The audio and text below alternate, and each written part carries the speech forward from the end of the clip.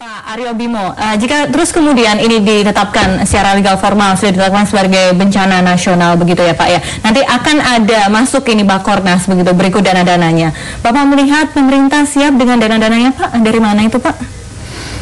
Jadi yang menjadi tanggung jawab pemerintah tentunya itu harus diputuskan dulu, yang harus ditutup dengan anggaran negara atau anggaran yang ditetapkan oleh DPR dengan APBN, itu harus jelas setelah kasus hukum atau proses hukumnya itu ada kejelasan Pak.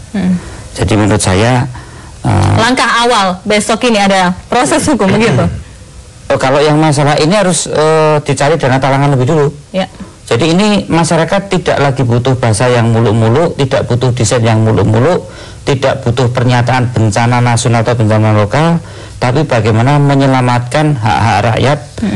Itu yang harus segera ditangani secara instan. Ini manajemennya adalah manajemen emergensi ya, ini adalah manajemen darurat.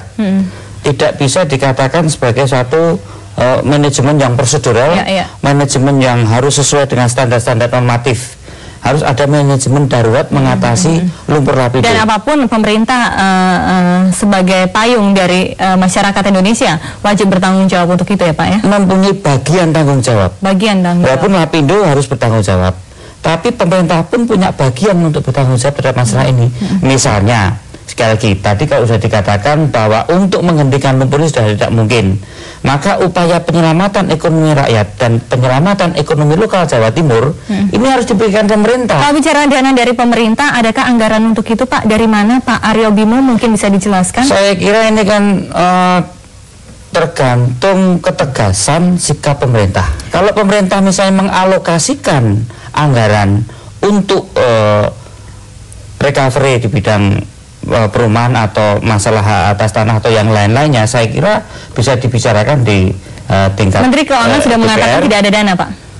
Kalau masalah itu debatable karena ada dana cadangan kan 2007. Dana cadangan berarti solusinya ada memakai dana cadangan. Tapi sekali lagi bahwa itu semua harus tegas mana yang bagian tanggung jawab pemerintah dan bagian tanggung jawab Lapindo. Jangan sampai yang menjadi tanggung jawab Lapindo itu ditutup dengan anggaran pemerintah.